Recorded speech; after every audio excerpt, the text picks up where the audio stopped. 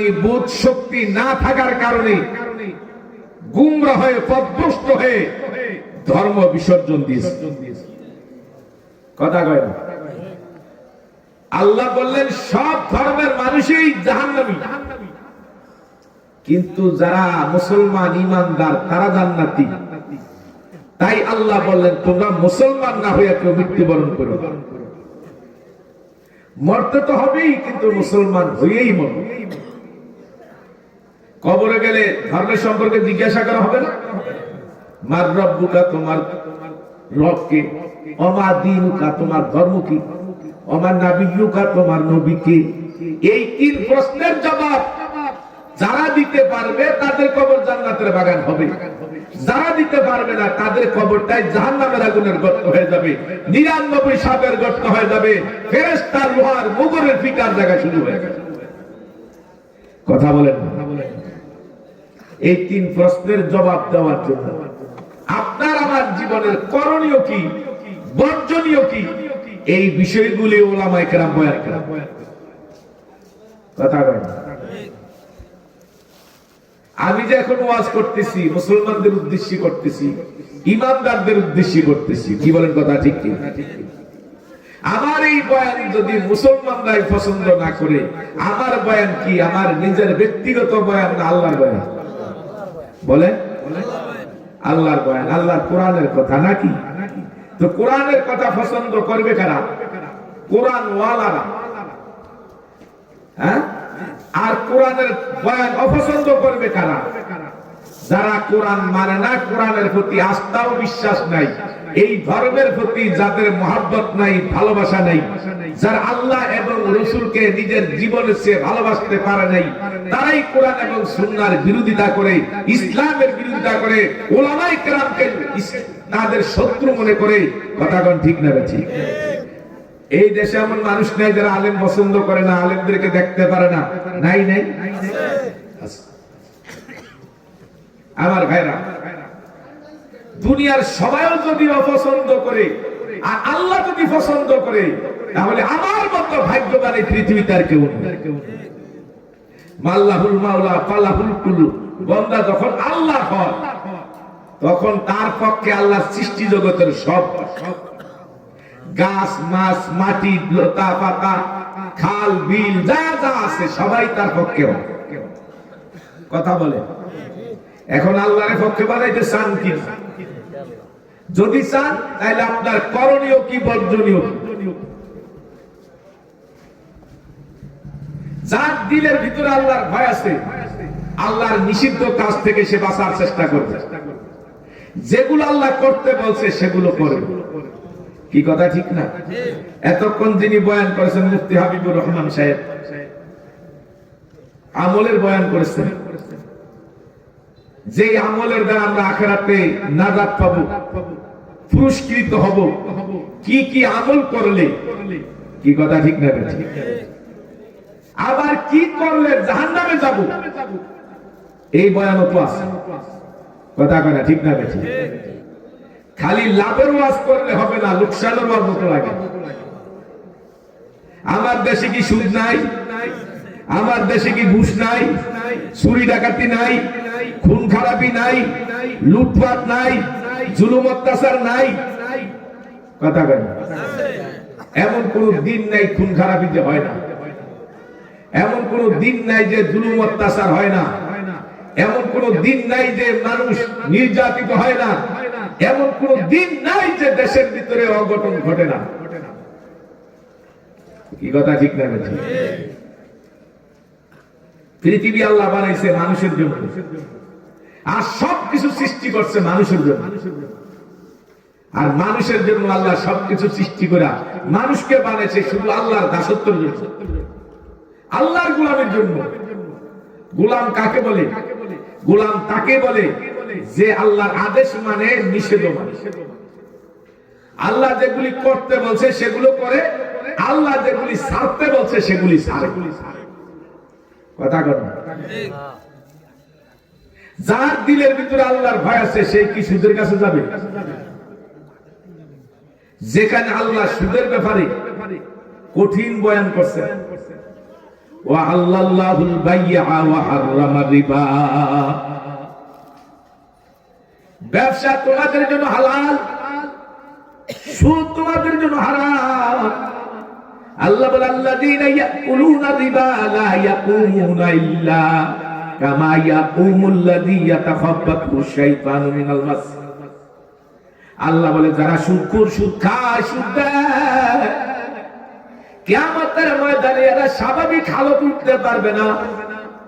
শয়তানে মানুষকে আসর করলে এই মানুষগুলি যেমন মাতাল মাতাল, পাগল পাগল, কিয়ামতের ময়দানে সুদখোররা এমন অবস্থায় উঠবে। নবীজি বলেন সুদের গুনাহ 70 প্রকার, তার মধ্যে সবচেয়ে ছোট গুনাহ হলো আপন মারে বিয়ে করা। 70 প্রকার গুনাহ ছোট গুনাহ হলো মারে বিয়ে করা। তাইলে বাকি 69টা বড় গুনাহ কত ভয়ানক, কথা কোন ঠিক কিনা? আজকের দেশটা সুদে ছায়া গেছে। এমন কোন গ্রাম নাই, অঞ্চল নাই যেখানে সুদের ব্যবস্থা নাই। বাজার সুদে সুদে সমাজটা নষ্ট হয়ে গেছে। আল্লাহ সুদের মধ্যে কোনো বরকত রাখে নাই, আরাম রাখে নাই। হারামে কোনোদিন আরাম নাই, শান্তি নাই। নবীজি বলেন লানা রাসূলুল্লাহি সাল্লাল্লাহু আলাইহি ওয়াসাল্লাম আকিলার রিবা ওয়া মুকালাহু ওয়া কাতিবাহু ওয়া শাহিদাই। যে সুদের চাকরি, সুদ গ্রহণ করে, সে যে সুদ দেয়, দাতা গ্রহীতা, আর যে সুদের হিসাব কিতাব করে, সুদের চাকরি করে। 4 নাম্বার হলো যে সুদের সহযোগিতা করে বা সাক্ষীও। নবীজি বলেন এদের উপরে আল্লাহর লানত, আল্লাহর লানত। নবীজি যদি বদদুয়া করে, কবুলের মধ্যে কোনো সন্দেহ আসেনি। এখন সুদ সমাজে আছে না? হ্যাঁ, ও আমার মা জননীরা,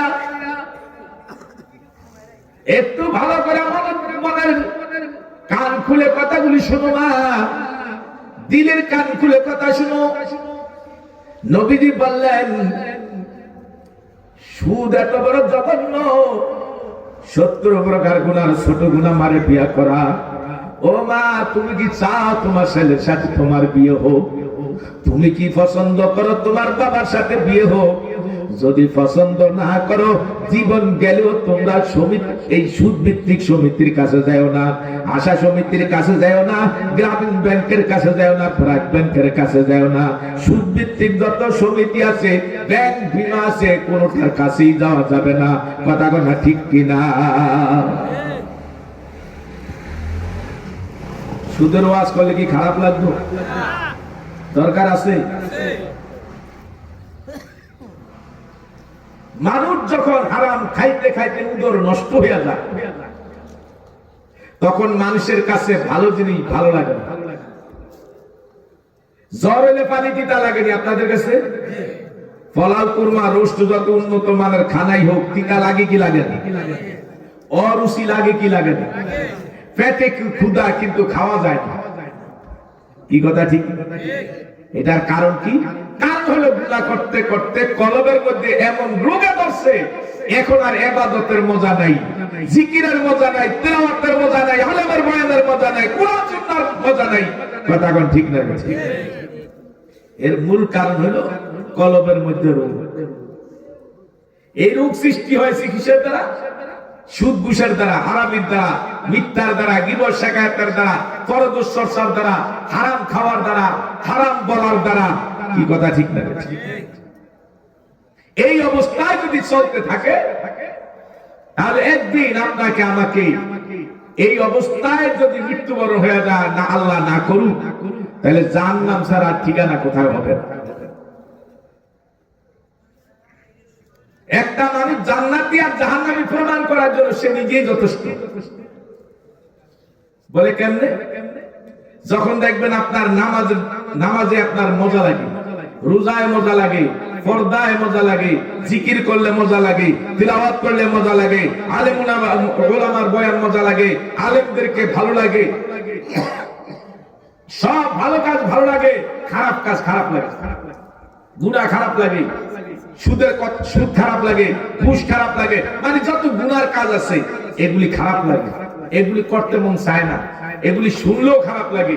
তখন মনে করেন আলহামদুলিল্লাহ আপনার কলবটা রোগ মুক্ত আছে, সুস্থ আছে, আপনি জান্নাতেই আছেন, জান্নাতের দিকে আছেন, জান্নাতের রাস্তায় আছেন।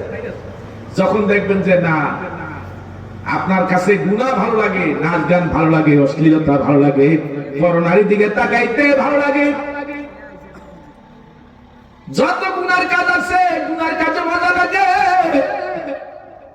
নেকের কাজে মজা লাগে না। নামাজের ডাক দিলে কেউ আপনার কাছে বিষের মতো লাগে। বাংলাদেশে এমন মানুষ আছে বাজার নাস্তিক, তারা বলছে ফজরের আযান নাকি তাদের কাছে বেশ্যার খদ্দরের আওয়াজের মতো লাগে। সবাই কয় নাউযুবিল্লাহি মিন যালিক। ও আমার বন্ধুরা, কারণটা কি? সে তো জাহান্নামের কীট হয়ে গেছে, অন্তরটা তো নষ্ট হয়ে গেছে, কলবটা নষ্ট হয়ে গেছে। কথা কোন ঠিক কিনা? আল্লাহ বলেন ক্বাদ আফলাহা মান তাযাক্কা ওয়া যাকারা ইসমা রাব্বিহি ফাসাল্লা। যারা আত্মশুদ্ধি অর্জন করলো তারাই সফল কাম। যারা আত্মশুদ্ধি অর্জন করতে পারে না তারাই ক্ষতিগ্রস্ত, তারাই ধ্বংসপ্রাপ্ত। তাইলে আত্মশুদ্ধি অর্জন হয় কিসের দ্বারা? ইবাদতের দ্বারা, জিকিরের দ্বারা, নামাজের দ্বারা, রোজার দ্বারা, আল্লাহর হুকুম মানার দ্বারা, গুনাহ ছাড়ার দ্বারা। গুনাহ ছেড়ে দিয়া নেক আমল করলে কলব সুস্থ হয়। কথা কোন ঠিক কিনা? আল্লাহ বলেন ওয়াযাকারা ইসমা রাব্বিহি ফাসাল্লা। আত্মশুদ্ধি অর্জন হবে তোমাদের নামাজের মাধ্যমে, জিকিরের মাধ্যমে। তাও কার নামের জিকির? আল্লাহ কয় ওয়াযাকারা ইসমা, তোমার রবের নামের জিকির। আমরা তো অনেকে জিকির করতে চাই না, জিকির পছন্দও করি না। কথা কয়। আর কেউ যদি জিকির করে বিভিন্ন মন্তব্য করে, অথচ আল্লাহর জিকির ছাড়া কেউ আল্লাহর ওলি হতে পারে না। যে যত বেশি আল্লাহর জাকের সে তত বড় আল্লাহর নিকটতম, আল্লাহর অতি নিকটতম বান্দা। কথা কোন ঠিক না? যারা আল্লাহর জাকের বান্দা এরা আল্লাহর কাছে এত প্রিয় যে তার উসিলায় হাজারো মানুষ আল্লাহর দিকে আসে, দ্বীনের দিকে ফিরে আসে। এমন ঘটনা আছে না? তারা যার দিকে তাকাইছে লোকটা আল্লাহর দিকে এসে গেছে, হেদায়েত পেয়ে গেছে।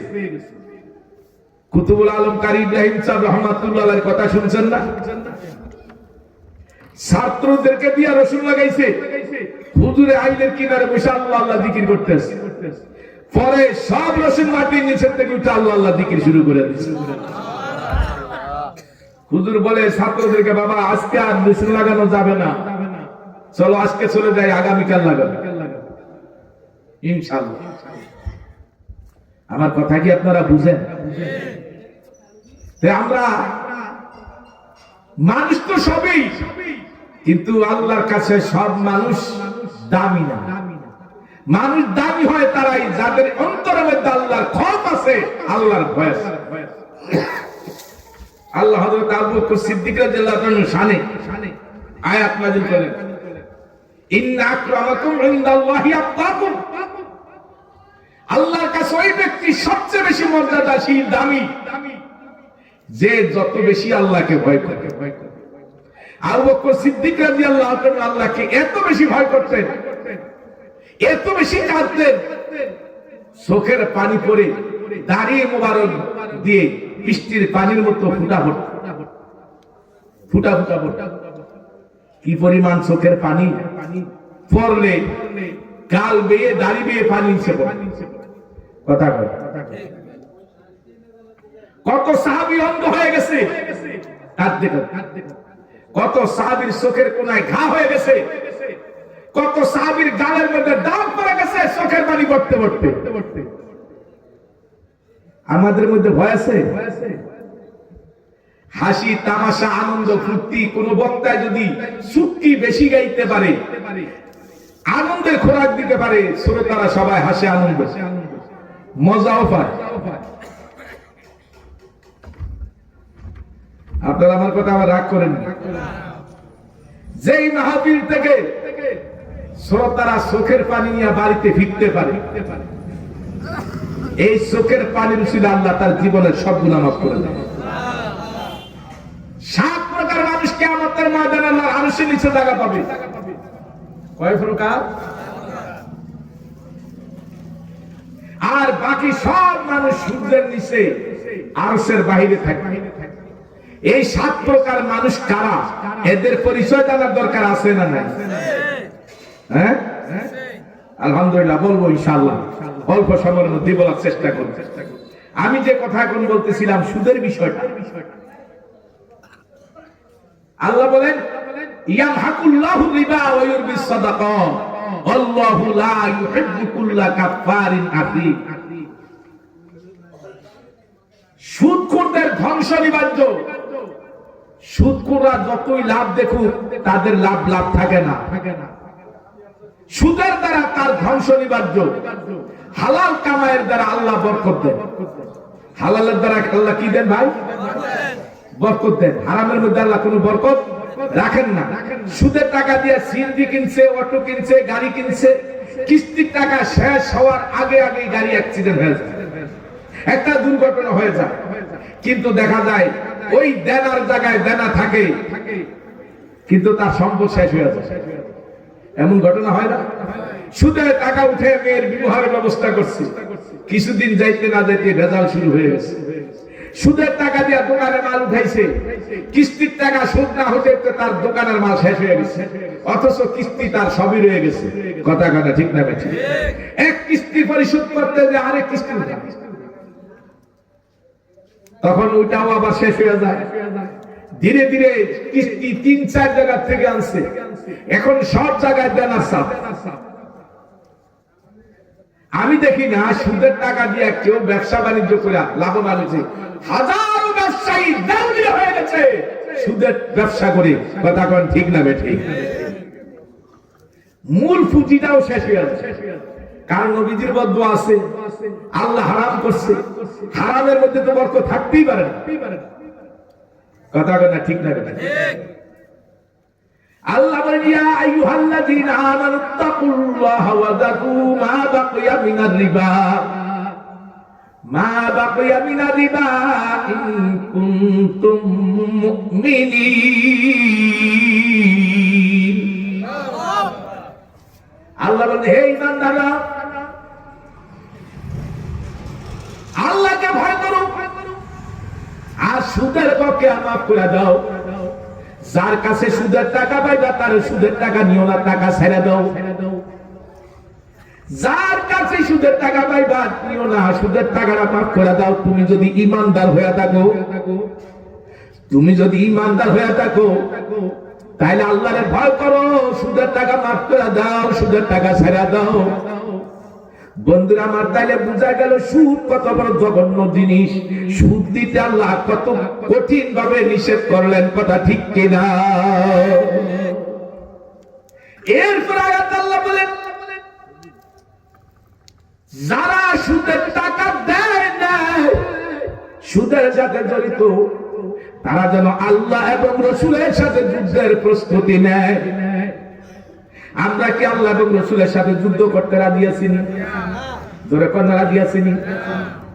যদি না থাকি তাইলে সুদের কাছে জীবন গেল তো যাওয়া যায় না আল্লাহর ভয় থাকলে। কথা কোন ঠিক কিনা? আল্লাহ তো এই কথাটাই বলে ইয়া আইয়ুহাল্লাযীনা আমানুত্তাকুল্লাহা হাক্কা তুকাতিহ ওয়া লা তামুতুন্না ইল্লা ওয়া আনতুম মুসলিমুন।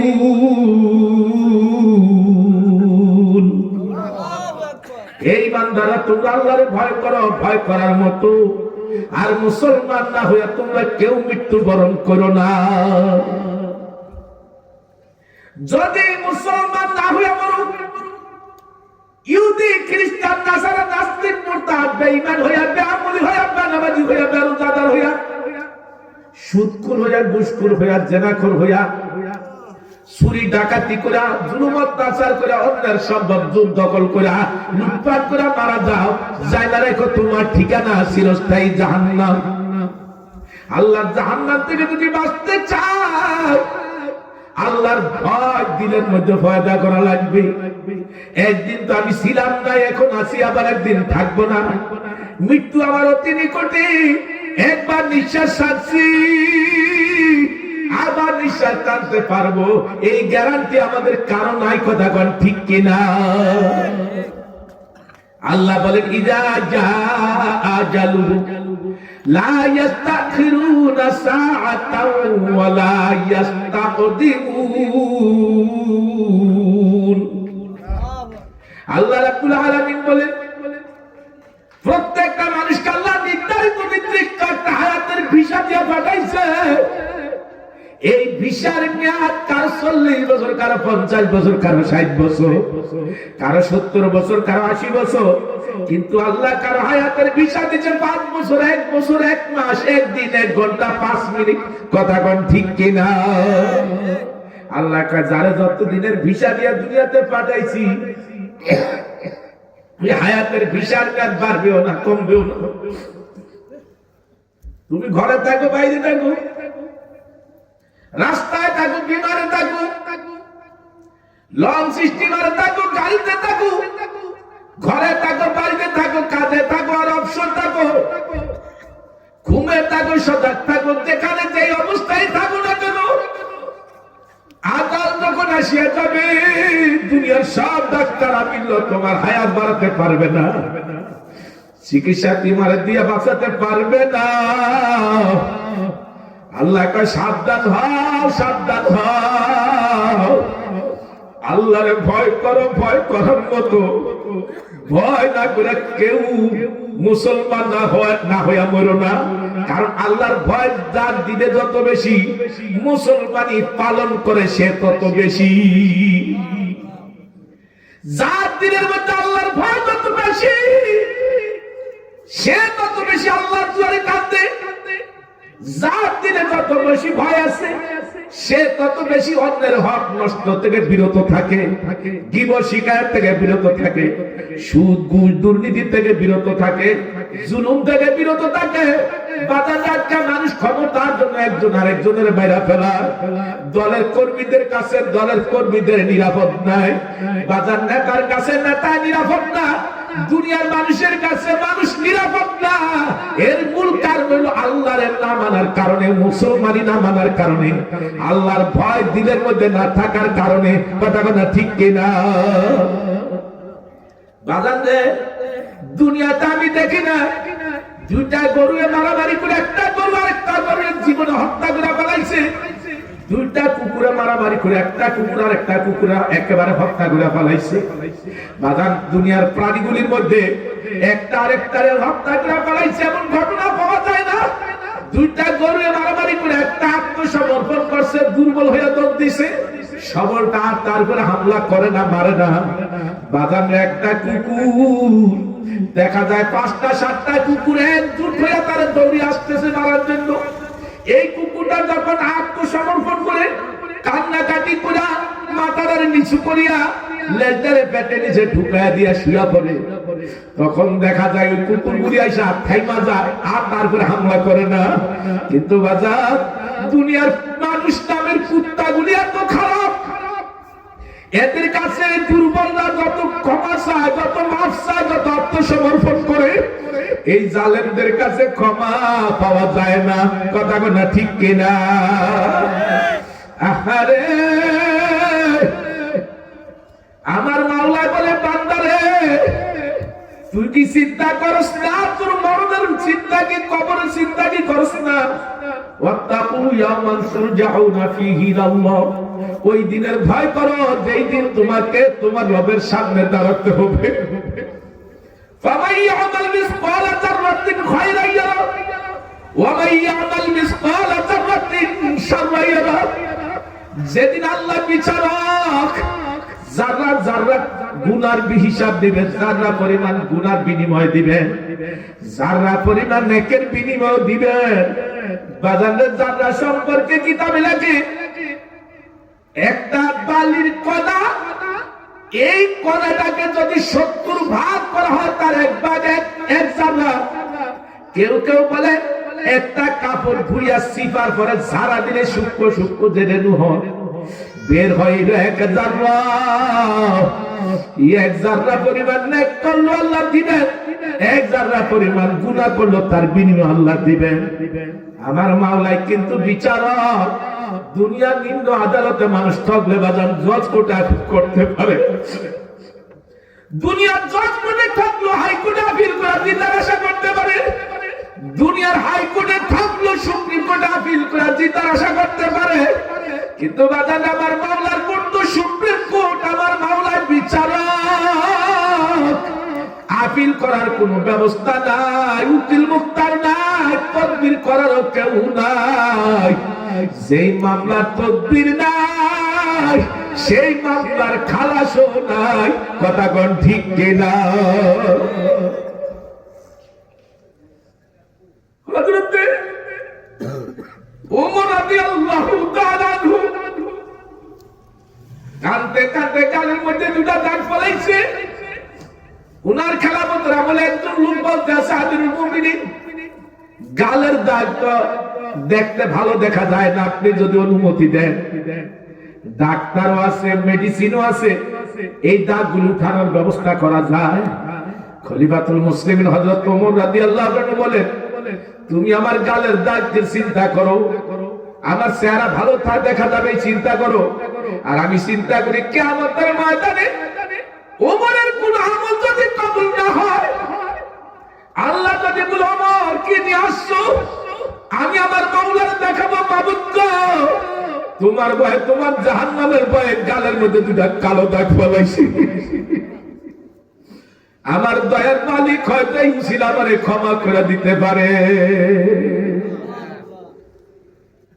বাজার আজকে আমাদের মধ্যে তো আল্লাহর ভয় নাই, ডর নাই, জন্য তো সুদের মতো অন্যায় করতে আসি, ঘুষের মতো অন্যায় করতেছি।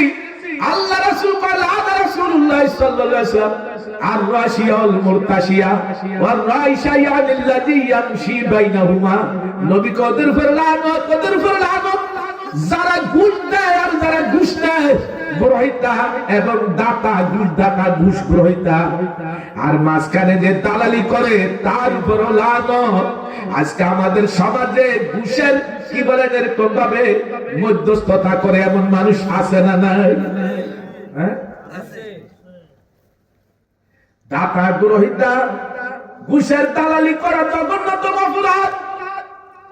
হে আমার বন্ধুরা, কিয়ামতের ময়দানে আল্লাহর আরশের নিচে 7 প্রকার মানুষ জায়গা পাবে, বাকি সবাই সূর্যের নিচে পড়বে। ও বাজান, আজকে সূর্যটা দুনিয়া থেকে 9 কোটি 30 লক্ষ মাইল উপরে।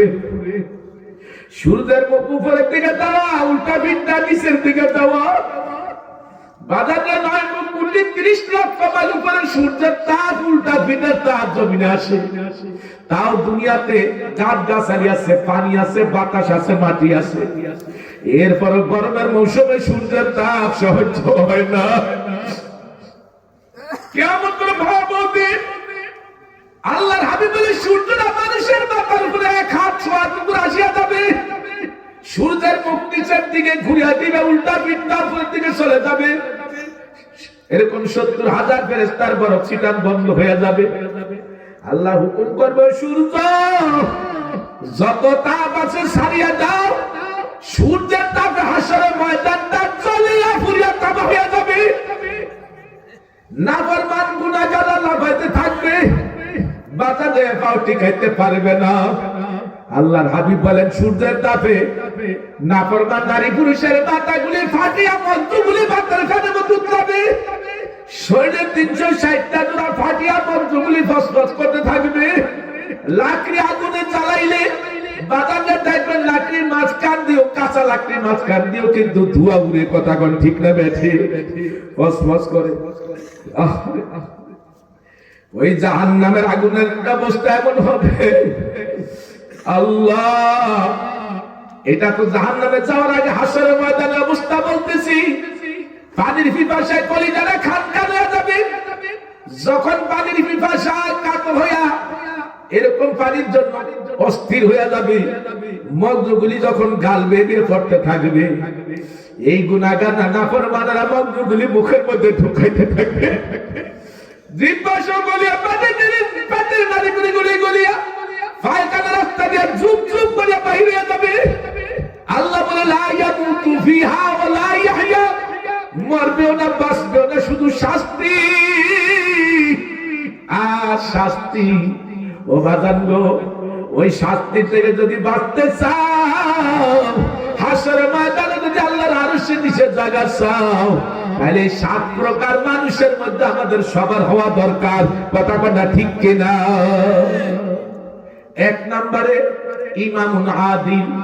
আল্লাহর হাবিব বলেন 1 নম্বর ইমামুন আদিল, যারা ন্যায় বিচারক প্রতিনিধি, ন্যায় বিচারক চেয়ারম্যান মেম্বার, ন্যায় বিচারক কি বলে এলাকার নেতা, ন্যায় বিচারক বাড়ির নেতা, যে যতটুকু দায়িত্ব ছিল অধীনস্থদের সঙ্গে বেইনসাফি করে না, ন্যায় বিচার করছে, পক্ষপাতিত্ব করে না, এমন মানুষগুলি কিয়ামতের দিন আল্লাহ আরশের নিচে 1 নম্বর চেয়ার পাবে। রাজা আল্লাহর ভয় না থাকলে, তাকওয়া না থাকলে ন্যায় বিচারক হইতে পারে না। হযরত ওমর রাদিয়াল্লাহু তাআলা নিজের ছেলের বিচার করলেন। ছেলে যখন এরকম ভাবে এক জেনা করেছে, জেনা করার পরে ওই ছেলের বিচার করবেন, তিনি বিচারের প্রস্তুতি নিলেন। লোকেরা বললেন, হুজুর ছেলেটা তো অসুস্থ, এখন যদি আপনি তার বিচার করেন, শরীয়তের বিচার করেন, তাহলে তো কোরআন মানলে ছেলেটা বাঁচবে না, মারা যাবে, সে দুর্বল। সুপারিশ করছেন। হযরত ওমর তাদেরকে ধমক দিয়ে বললেন, কিয়ামতের ময়দানে আমার কাজ করায় কি তোমরা দাঁড়াইবা? আল্লাহর কাজ করায় আমাকে দাঁড়াইতে হবে। আমার জায়গা তো তোমরা আল্লাহর কাছে হিসাব দিবা না, কাজে এটা সম্ভব না, বিচার এখনই করা লাগবে। বাজারে যখন 50টা কোরআনের নির্দেশে ছেলেরে মারলো, ছেলেটা সাথে সাথে মারা গেল। মারা যাওয়ার পরে তারা দাফন কাফন করার পরে নির্দেশ দিয়ে দিলেন 100 কোড়া তো মারা হয় নাই। মানুষ মারা গেলে তো আর তাকে শরীয়তের বিচার এই দণ্ড দেওয়া যায় না, তাকে তো আর মরার পরে তো মারা যায় না। কাজেই তাকে এখন দাফন কাফন করার পর কবর উপরে মাটির উপরে বাকি 50টা কোড়া মেরে দাও, কোড়া মেরে দাও। স্বপ্নে একদিন ছেলে বলতে আসে, বাবা আপনি আমিরুল মুমিনিন, ন্যায় বিচারক, আপনি অন্যের বেলায় যেমন নিজের সন্তানের বেলায় তেমন, আপনি ছাড় দেন না শরীয়তের বিচারে, কাউকে আপনি ছাড় দেন না। আপনি ন্যায় বিচার করার কারণে আল্লাহ আমাদের মাফ করে দিয়েছে। বাবা এমন দৃষ্টান্ত দেখানোর মতো লোক কি দুনিয়াতে এখন আছে? কারে আল্লাহ আল্লাহ সন্তানের মায়া কি ছিল না? অবশ্যই সন্তানের মায়া ছিল, কিন্তু সন্তান জাহান্নামের আসামি হোক এটা চান না।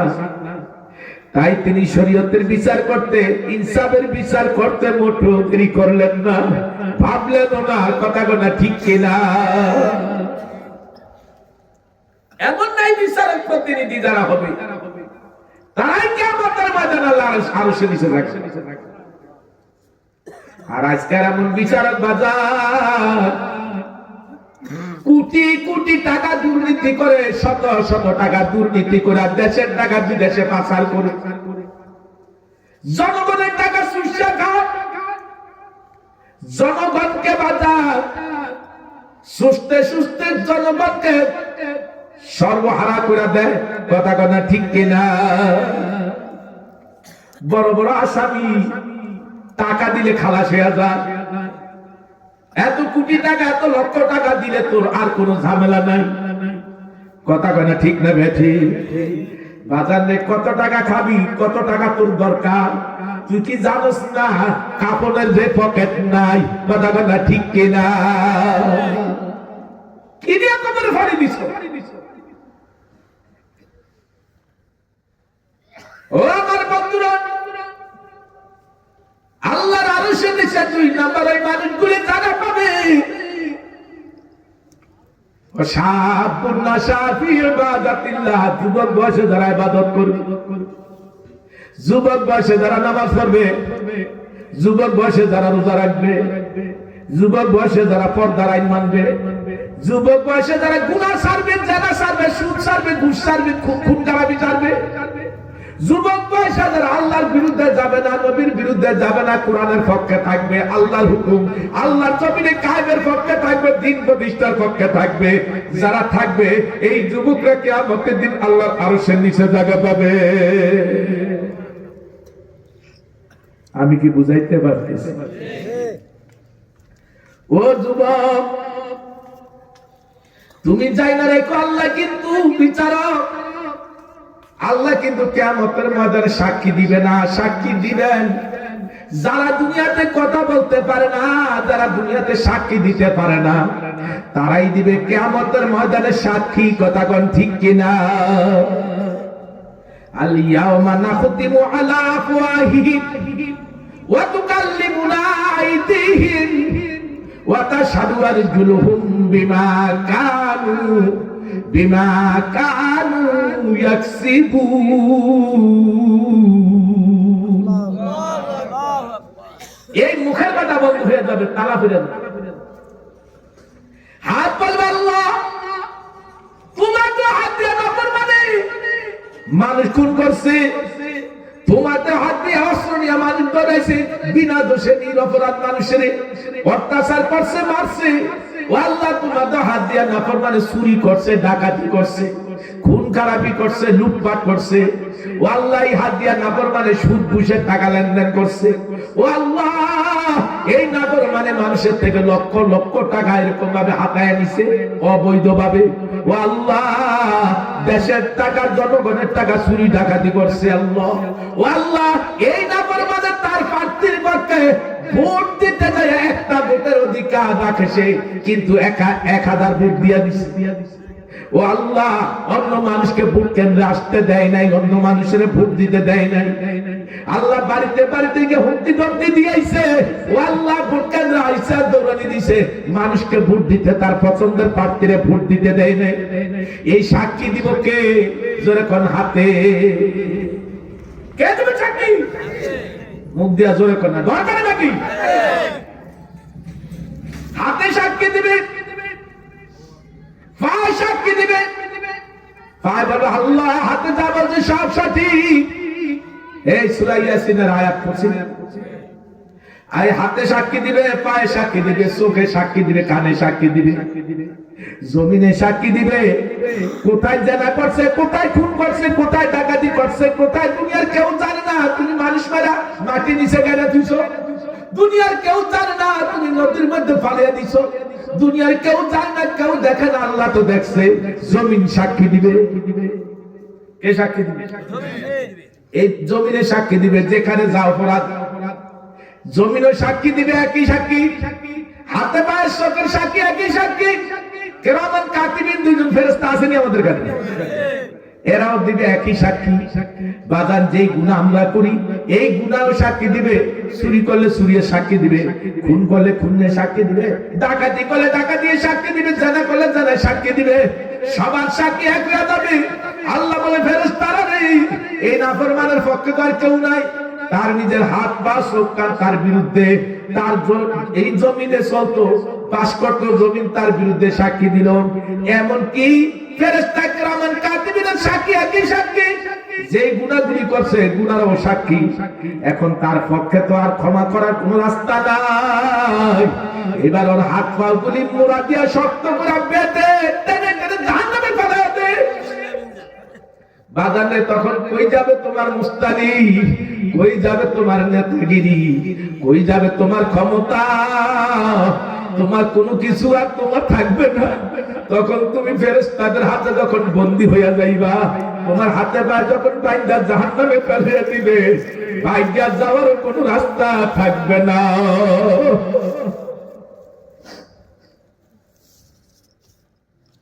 কিয়ামতের ময়দানে মহামুসিবতের দিন 7 প্রকার মানুষ আল্লাহর আরশের নিচে জায়গা পাবে বলছিলাম। 2 নাম্বার বললাম যুবক, যারা যুবক বয়সে যারা নেক আমল করবে, ইসলামের বিরুদ্ধে যাবে না, ইসলামের পক্ষে থাকবে। অসুবিধা লাগে? তিন নাম্বার হলো বাজার ওয়া রাজুলুন কলবুহু মুআল্লাকুন ফিল মাসজিদ ইযা খারাজা মিনহু হাত্তা ইয়াউদা ইলাই। ওই নামাজি, যেই নামাজি এক ওয়াক্ত নামাজ মসজিদ থেকে আদায় করে দুনিয়ার কাজে চলে গেছে, অন্তরটা মসজিদের মধ্যে ঝুলায় রাখছে, কখন আবার আজান দিবে, আজান দিলে জামাতে নামাজ পড়বে, এমন সাধারণ গরিব মানুষও দেখছি বাজান পাগড়ি বাঁধা নামাজ পড়ে। আহারে রিকশা চালায়, অটো চালায়, ঠেলা চালায়, কিন্তু জামাত কাজা করে না। আহারে কত কষ্ট করে, এত পরিশ্রমের কাজ করেও কিন্তু দেখা যায় জামাত সারে না। আবার পাগড়ি বাঁধা শুনছে নামাজের সওয়াব অনেক বেশি, এই জন্য ওই সুন্নতের পাগড়িও পর্যন্ত সারে না। কথা কন ঠিক কিনা? আমার একজন বুজুর্গ আলেম একদিন বলল, হুজুর আমি একজন রিকশাওয়ালা রিকশা উঠলাম, প্রতিমধ্যে আজান হয়ে গেছে। রিকশাওয়ালা কইতা, হুজুর এখানে আমরা জামাতে নামাজ পড়বো, সামনের দেরি করার যাওয়ার দরকার নাই, আজান তো হয়ে গেছে। হুজুর কয় সামনে গেল তো নামাজ পড়া যাবে? হুজুর আমার উযু ইস্তেঞ্জা করতে একটু সময় লাগে, সুন্নত তরিকা তো উযু করা লাগবে, তাড়াহুড়া করে আমি পারি না, এই জন্য হুজুর আমার এখনই জামাতের জন্য মসজিদে যাওয়া লাগবে। ওই হুজুরে বলতে আছে, আমি আশ্চর্য হয়ে গেলাম, একটা রিকশার ড্রাইভারের মধ্যে তার ভিতরে জামাতের যে গুরুত্ব, নামাজের যে গুরুত্ব, আমি তো সামনে যাওয়ার চিন্তা করছি, আর সে কয় না সামনে যাওয়া যাবে না। আবার অনেক সময় চিন্তারা বাড়াবাড়ি করলে কা ভাই আমি নামাজ ছাড়া দেখতে পারবো না, আপনি ইচ্ছা করলে অন্য গাড়ি নিয়ে যান, এতটুকু আসছি দরকার, আমার টাকা দেওয়া লাগবে না, আপনি আরেক গাড়ি নিয়ে চলে যান। তবুও জামাত ছাড়ে না। বাজান রে, এরকম নামাজিরা কিয়ামতের দিন আল্লাহর আরশে নিচে জায়গা পাবে। সাইড নাম্বার ওই মানুষগুলি আরশে নিচে জায়গা পাবে। ওয়া রাজুলান তাহাব্বা ফিল্লাহি জাতামা আলাইহি ওয়া তাফাররাকা আলাইহি। কারণে ভালোবাসা আল্লাহর জন্য, আবার আল্লাহর দুশমনের বিরুদ্ধে আন্দোলন করে, প্রতিবাদ করে আল্লাহর জন্য। কথা কোন ঠিক কিনা? আলেম ওলামারে মহব্বত করে আল্লাহর জন্য, মা বাবারে মহব্বত করে আল্লাহর জন্যই, সন্তানের মহব্বত করে আল্লাহর জন্যই, মুরব্বীদেরকে সম্মান মহব্বত করে আল্লাহর জন্যই, মানুষকে যারা মহব্বত করে আল্লাহর জন্যই করে, আল্লাহর রাস্তায় করে, আবার আল্লাহর শত্রু আল্লাহর দুশমনের বিরুদ্ধে আন্দোলন করে, প্রতিবাদ করে, মিছিল মিটিং করে আল্লাহর জন্যই, সম্পর্ক বিচ্ছেদ করে আল্লাহর জন্যই। কথা কোন ঠিক কিনা? খারাপ লাগে? আল্লাহ। তাহলে আমরা মানুষকে ভালোবাসবো কার জন্য? আর আল্লাহর শত্রুর সাথে আমাদের কোনো বন্ধুত্ব হবে? হ্যাঁ, খারাপ ব্যবহার করবো না, কিন্তু তার সাথে বন্ধুত্ব করবো, অন্তর দিয়ে তাকে ভালোবাসবো না। আমার বন্ধুরা, প্রতিবাদ করতে হলো আল্লাহর জন্যই করব। খুনি খুন করছে, তার প্রতিবাদ করবো আল্লাহর জন্যই। জালেমের বিরুদ্ধে আন্দোলন করবো, প্রতিবাদ করবো আল্লাহর জন্যই। কি কথা ঠিক না? তাইলে কিয়ামতের দিন আল্লাহর আরশের নিচে জায়গা পাওয়া যাবে। 5 নাম্বার, ওয়া রাজুলুন যাকারাল্লাহু খালিয়ান ফাফাতা বাইনাহু। যারা দুনিয়াতে আল্লাহর ভয়ে কান্দে, জিকির করে, আল্লাহর স্মরণ করলে চোখ দিয়ে পানি বাইর হয়। এমন কিছু মানুষ আছে আল্লাহর ডাকলে চোখ দিয়ে পানি বাইর হয়, নামাজের পর চোখ দিয়ে পানি বাইর হয়, এবং যে কোনো ইবাদত করলে চোখের পানি বাইর হয়, জিকির আজকার করলে চোখ দিয়ে পানি বাইর হয়। কথা বলে ঠিক কিনা? এক হাদিসের মধ্যে আছে, রাসূল বলে, ক্বালা নবী সাল্লাল্লাহু আলাইহি ওয়াসাল্লাম, মান বাকা মিন খাশিয়াতিল্লাহি হারামাল্লাহু তিলকাল আইনা আলান নার। আল্লাহ তাআলা জাহান্নামে করে যেই ইমানদার বান্দা বাদে এক ফুটা চোখের পানি ফেলে কাঁদবে, ওই পানির বিনিময়ে আল্লাহ জাহান্নামের আগুন হারাম করে দিবে। কবরে হাসরের মিজানে ফুলসরাতে আল্লাহ কাঁদাবে না, যারা আল্লাহর ভয়ে দুনিয়াতে কাঁদবে। বাজান, এই জন্য দুনিয়াতে কার ভয়ে কাঁদবেন? আল্লাহর ভয়ে কাঁদবেন। 6 নাম্বার, ওই মানুষগুলি আরশের নিচে জায়গা পাবে। ওয়া রাজুলুন দাআত ইমরাতুন যাতু হাসাবি ওয়া জামাল ফাকালা ইন্নী আখাবুল্লাহ। কোন সুন্দরী রূপসী নারী কোন পুরুষকে, কোন যুবককে গুনার দিকে ডাকছে, জিনার দিকে ডাকছে, পাপের দিকে ডাকছে, ফোন করে আসো অমুক পার্কে আসো, আমি আসতেছি। আসো আমার ঘরে একা কেউ নাই। বিভিন্ন রকমের ভাবে যুবককে ফোন করে আনার চেষ্টা করতে আসে। আর ওই যুবক যদি আমি আল্লাহর ডরে আমি আল্লাহকে ভয় করি, ও আল্লাহর বান্দি আমি তোমার কাছে আসতে পারি না, আমি আল্লাহরে ভয় করি। তুমি পরনারী, তোমার সাথে তো দেখা সাক্ষাৎ করা দূরের কথা, তোমার সাথে বিনা প্রয়োজনে কথা বলাও তো জায়েজ নাই। কথা কথা ঠিক কিনা? এরকম যুবক, এমন পুরুষেরা কিয়ামতের দিন আল্লাহর আরশের নিচে থাকবে। ইউসুফ আলাইহিস সালামকে জুলাইখা ঘরের মধ্যে আটকায়া বাইরে 7টা তালা দিছে। ইউসুফ নবীর জুলাইখা ডাক দিয়া কয়, ইউসুফ আমার দীর্ঘদিনের মনের আশা পূরণ করতে হবে। যদি তুমি আমার মনের আশা পূরণ না করো তাহলে তুমি বিপদে পড়বে, জেলে ঢুকবে, বিভিন্ন রকমের হুমকি ধমকি। ও ইউসুফ, আবার এই দিকটা ঘরের মধ্যে যে মূর্তিগুলি ছিল, মূর্তিগুলি পর্দা দিয়ে ঢাকছে। ইউসুফ নবী ডাক দেয়া কয়, জুলাইখা তুমি এই মূর্তিগুলি পর্দা দিল কেন? কয় এগুলির আমরা উপাসনা করি, এই জন্য ঢাকছি, এদের সাথে আমার লজ্জা হবে তাই আমি ঢাকছি। তবে তোমার ভাই হওয়ার সুযোগ নেই, আমার কথা শুনতেই হবে। জুলাইখা জের ভঙ্গি ভঙ্গি করে একেবারে এরকম হয়ে গেছে উন্মাদের মতো। ইউসুফ আলাইহিস সালাম কয়, জুলাইখা আমি তো আল্লাহরে ভয় করি, তোমার তালা দেওয়ার ক্ষমতা তারা দিছ, আমার তো গেট পর্যন্ত যাওয়ার ক্ষমতা আছে, আমি যাব। ইউসুফ আলাইহিস সালাম আল্লাহু আকবার বলে একটা দৌড় দিছে, সঙ্গে সঙ্গে তালাগুলি টাস টাস করে খুলে গেছে। ইউসুফ আলাইহিস সালামকে জুলাইখা আর আটকে রাখতে পারে না। বাজার রে, যারা দুনিয়াতে গুনাহ থেকে বাঁচতেছে আল্লাহ তাদের জন্য রাস্তা খুলে দেয়। ওয়াল্লাযীনা জাহাদু ফীনা লানাহদিয়ান্নাহুম সুবুলানা ওয়া ইন্নাল্লাহা লামাআল মুহসিনিন।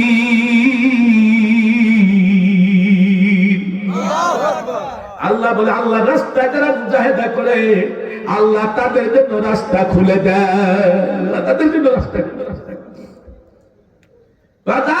ইউসুফ নবীর মতো এরকম মুজাহিদা করবে গুনাহ থেকে বাঁচার জন্য, আল্লাহর ওয়াদা, আল্লাহ রাস্তা খুলে দিবে, বাঁচাইয়াই দিবে। কথা কথা ঠিক না বেঠি? তাইলে আমার ভাইরা, 7 নাম্বার ওই মানুষগুলি কিয়ামতের ময়দানে আরশের নিচে জায়গা পাবে। ওয়ারাজুলুন তাসাদ্দাকা বিসাদাকাতিন ফাআফাহা হাত্তা লা তা'লামা শিমালুহু মা তুনফিকু ইয়ামিনু। যারা দুনিয়াতে দান করে আল্লাহর জন্য গোপনে গোপনে, নামের জন্য না, সম্মানের জন্য না, ইজ্জতের জন্য না, দুনিয়ার জন্য না, গরিব মানুষের, উপযুক্ত মানুষের দেখে দেখে দান। বুঝেননি আপনারা? এমন মানুষগুলি কিয়ামতের ময়দানে আল্লাহ আরশের নিচে জায়গা পাবে। আমরা কি চাই 7 প্রকারের মধ্যে হইতে? যেরকম চাই, আর যেরকম চাই, তাহলে আজকের মাহফিল সফল হোক, আজকের মাহফিল কামিয়াবি হোক। আগামীকাল যেহেতু মাহফিল আছে, আমি আপনাদেরকে আর কষ্ট দিতে চাই না, ফজরের নামাজ নষ্ট হোক এটা আমি চাই না। তাই আমি সংক্ষেপে দোয়া করে আপনাদের থেকে বিদায় নিব, আপনাদেরকেও বিদায় দিব। এই মাদ্রাসার উসিলায় 2 দিন ব্যাপী মাহফিল প্রতি বছর হয়, আজকের প্রথম দিন। কথা কোন ঠিক না বেঠিক? আগামীকাল হয়তো মাহফিল ইনশাআল্লাহ হবে, আপনারা আসবেন, আরো বলে মুনাজাত দিয়ে উঠেন, মুনাজাত দিয়ে উঠেন। আমি তো মুনাজাত দিয়ে দিব, আমি তো বলবো। হ্যাঁ, বসো। তাইলে আমরা আজকের মাহফিলে তওবা করব। তুবু ইলাল্লাহি তাওবাতান নাসুহা। আল্লাহ তওবাকারী যারা, আল্লাহ তাদের পছন্দ করেন, তাদের গুনাহসমূহ ক্ষমা করে দিবেন, এটা আল্লাহর ওয়াদা। আল্লাহ তওবা করতে বলছেন, তওবার মতো তওবা, খালেদ দিলে তওবা। একটা তওবার ঘটনা শোনাবো, ফকি আবুল আইস রাহমাতুল্লাহ আলাইহি থেকে বর্ণিত। একদিন হযরত ওমর রাদিয়াল্লাহু আনহু যুবককে নিয়ে নবীজির বাড়ি দরবারে গেলেন। যাওয়ার পর অনুমতি চাইলেন, ইয়া রাসূলুল্লাহ আপনার ঘরে আসতে চাই, আপনি অনুমতি দিলেন। নবীজি হলেন জামাতা আর শ্বশুর হলেন হযরত ওমর রাদিয়াল্লাহু আনহু। জামাইয়ের ঘরে ঢুকতে অনুমতি চাইলেন, আর আমরা তো একজন আরেকজনের ঘরে লাফ দিয়ে উঠে যাই অনুমতি ছাড়া। এটা কি জায়েজ আছে? অনুমতি চাইলে নবীজি বলেন হ্যাঁ আসেন। ঢুকলেন, ওমরের চোখের দিকে তাকিয়ে দেখেন ওমর রাদিয়াল্লাহু তাআলা কাঁদতেছে, চোখে পানি। জিজ্ঞাসা করলেন আপনি এত ব্যস্ত কেন, এত পেরেশানি কেন, এত অস্থির কেন, তো কান্নাকাটির কারণ কি ঘটছে বলেন? ওমর রাদিয়াল্লাহু তাআলা ডাক দিয়া কয়, দয়ার নবী, আমার সাথে একটা যুবক আসছে, যুবকটা আপনার ঘরের বাইরে, সে আমার চোখে পানি, মানে তার কারণে আমার চোখে পানি আইসা গেছে, পেরেশানি আইসা গেছে। নবীজি বললেন তাকে আসতে বলে। অনুমতি দেওয়ার পরে যুবকটা নবীজির হুজরাখানায় ঢুকছে। এবার যুবকটা ধরে কাঁদতেছে। নবীজি কান্নার কারণ জিজ্ঞাসা করলেন। যুবকটা কাঁদতেছে কাঁদতেছে। নবী জিজ্ঞাসা করলেন তুমি কি অন্যায় ভাবে কাউকে হত্যা করছো? তা করি নাই। আল্লাহর সাথে শিরক করেছো? বলে তাও করি নাই। নবীজি ডাক দেয়া কয়, হে যুবক, তোমার গুনাহ যদি দুনিয়ার পাহাড় বরাবর হয়, তওবা করলে আল্লাহ মাফ করে দিবে। এত যুবকের কান্না থামে না, যুবক কাঁদতেছে। নবীজি বললেন, যুবক, তোমার গুনাহ যদি সমুদ্রের ফেনা বরাবর হয়, তওবা করলে আল্লাহ মাফ করে দিবে। যুবকের এত কান্না থামে না। নবীজি ডাক দেয়া কয়, যুবক, তোমার গুনাহ কি প্রথম আসমানের চেয়ে বড়? যুবক বলে, ইয়া রাসূলুল্লাহ, আল্লাহর প্রথম আসমান বড়, তারপর আমার গুনাহ মারাত্মক। নবীজি ডাক দেয়া কয়, তোমার গুনাহ কি দ্বিতীয় আসমানের চেয়ে বড়? যুবক বলে, ইয়া রাসূলুল্লাহ, দ্বিতীয় আসমান তো বড়, আমার গুনাহ মারাত্মক। নবীজি ডাক দেয়া কয়, যুবক, তোমার গুনাহ কি তৃতীয় আসমানের চেয়ে বড়? যুবক বলে, ইয়া রাসূলুল্লাহ, তৃতীয় আসমান বড়, আমার গুনাহ মারাত্মক। বলতে বলতে সপ্তম আসমান পর্যন্ত বলার পর নবীজি ডাক দেয়া কয়, যুবক, তোমার গুনাহ কি আল্লাহর আরশের চেয়ে বড়? যুবক বলে, ইয়া রাসূলুল্লাহ, আল্লাহর আরশ বড়, আমার গুনাহ মারাত্মক। নবীজি ডাক দেয়া কয়, যুবক, তোমার গুনাহ কি আল্লাহর কুরসির চেয়ে বড়? যুবক বলে, ইয়া রাসূলুল্লাহ, আল্লাহর কুরসি বড়, আমার গুনাহ মারাত্মক। নবীজি ডাক দেয়া কয়, যুবক, তোমার গুনাহ কি আল্লাহর রহমতের চেয়ে বড়? যুবক বলে, ইয়া রাসূলুল্লাহ, আল্লাহর রহমত অনেক বড় জানি, কিন্তু আমার গুনাহ মারাত্মক। নবীজি কয়, কি গুনাহ করছো? তোমার গুনার কথা শোনাও। যুবক বলে, ইয়া রাসূলুল্লাহ, এই মদিনার শহর আমি 7 বছর ধরে কাপড় চুরি করি। যত মানুষ মারা যায় দাফন করলে আমি রাতে অন্ধকারে গভীর রজনীতে গিয়া ওই কবর খুলা কাপড়ের কাপড় নিয়ে আসি। এই কাপড়ের কাপড় আমি বাজারে ছেড়ে দিয়ে দেই। এই অপরাধটা আমি 7 বছর যাবত করি। ইদানি একটা আনসারী যুবতী মেয়ে মারা যায়। মারা যাওয়ার পরে তারে দাফন কাফন করছে। আমার অভ্যাস মতো আমি রাত্রে যাইয়া ওই কবরটা খুলি। কবর খোলার পরে কাপড়ের কাপড় ওই মৃত যুবতী লাশের দেহ থেকে যখন আমি পৃথক করি, আমার ভিতরে কুমন্ত্রণ আসিয়া যায়। আমি তখন ওই মৃত সুন্দরী লাশের সঙ্গে জানা করিয়া বসি। সবাই বা নাউযুবিল্লাহ। যুবক, ইয়া রাসূলুল্লাহ, আমি যখন কবর থেকে লাফ দিয়ে উঠিয়া যাই, মেয়েটা জীবিত হয়ে বলতে আছে, হে যুবক, তুই কি আল্লাহরে ভয় করলি না? তুই কি জাহান্নামের ভয় করলি না? কিয়ামতের ময়দানে কোটি কোটি মানুষের সামনে তুই আমারে নাপাক অবস্থায় উঠাবি, তুই কি আল্লাহরে ভয় করলি না? এতটুকু বলার পরে মেয়েটা আবার মৃত্যু হয়ে গেল। নবীজি এতটুকু শোনার বরদাস্ত করতে পারে না। নবীজি হুজরাখানা থেকে বাইর করে দিয়া কয়, এমন কাজও কি মানুষে করতে পারে? কি করছো? এবার যুবকটা নানির জঙ্গলে যে কান্দে, একটা মাবুদ গো, তোমার হাবিব এতক্ষণ বলল আমার গুনাহ এত এত হইল, মাফ করে দিবা। যে মাত্র গুনার বর্ণনা দিলাম, গুনার কথা শুনাইলাম, তোমার হাবিব কয়, আমি জাহান্নামের কাজ করিয়াই ফেলাইছি। আমার কি আর মাপ নাই, ক্ষমা নাই? নির্জন জঙ্গলে যাইবা দান, 1 দিন না 2 দিন না 40 দিন পর্যন্ত আল্লাহর কাছে রোনাজারি করে আখেরি মুনাজাত ধরে কয়, মাবুদ গো, তুমি যদি আমারে মাফ করে থাকো, তোমার হাবিবের কাছে, তোমার হাবিবের সাহাবীদের কাছে জানিয়ে দাও আমারে মাফ করে দিছো। আর মাফ যদি না করো, আকাশ থেকে আগুনের বৃষ্টি দিয়ে আমারে জ্বালিয়ে ছারখার করে দাও। ও আল্লাহ, তুমি আমার জাহান্নামের আগুনে আখিরাতে জ্বালাইও না, দুনিয়াতে জ্বালাইয়া ভস্ম করে দাও। এইভাবে রোনাজারি যখন শুরু করে দিছে, আল্লাহ রহমতের দরিয়ার মধ্যে জোয়ার লেগে গেছে। আল্লাহ সহ্য করতে পারে না, ডাক দিয়া কয়, জিবরাইল রে, আমার সালাম আমার হাবিবকে দিয়া বলবি, আমার হাবিবের দরজা থেকে যারা ভাগিয়ে দিছে, আমি আল্লাহ শেষ পর্যন্ত তারা ভাগাইতে পারলাম না। আমার হাবিবকে বলবি তার ডাইকাই না যেন জানিয়ে দেয়, আমি আল্লাহ তার তওবা কবুল করে তার মাফ করে দিছি। নবীদের সাহাবীদের মাধ্যমে তার ডাকে আল্লাহ খোঁজ করে আনাইলেন। আনার পরে নবী বললেন, ও যুবক, তুই এমন কান্দাই দিছ, আমার মাওলা রহমতের দরিয়া জোয়ার লেগে গেছে, আমার মাবুদ তোরে মাফ করে দিছে, এখন থেকে তুই ভালো কাজ করলে আল্লাহ তোরে পুরস্কৃত করবে। তাই আমার ভাইরা, গুনাহ আছে আমাদের, পাপ আছে, আজকের থেকে আমরা তওবা করব, কোন প্রকারে গুনাহ করব না। সুদের গুনাহ, ঘুষের গুনাহ, যত গুনাহ আছে সব গুনাহ ছেড়ে দিব, নামাজ ঠিক মতো আদায় করব। রমজান মাস কাছাকাছি, আল্লাহর হাবিব বলেন, রমজান মাসের মতো মাস পাইয়া যারা গুনাহ ক্ষমা করাইতে পারে না, তাদের মতো হতভাগা, তাদের মতো পুরা কফইল্লা পৃথিবীতে আর কেউ নাই, কেউ নাই। কথা কোন ঠিক কিনা? রমজান মাসের রোজা রাখার নিয়ত কি আমাদের সবার আছে? 5 ওয়াক্ত নামাজ ঠিকমতো আদায় করার নিয়ত কি সবার আছে? গুনাহ ছাড়া সুদ ঘুষ থেকে বাঁচার কি নিয়ত সবার আছে?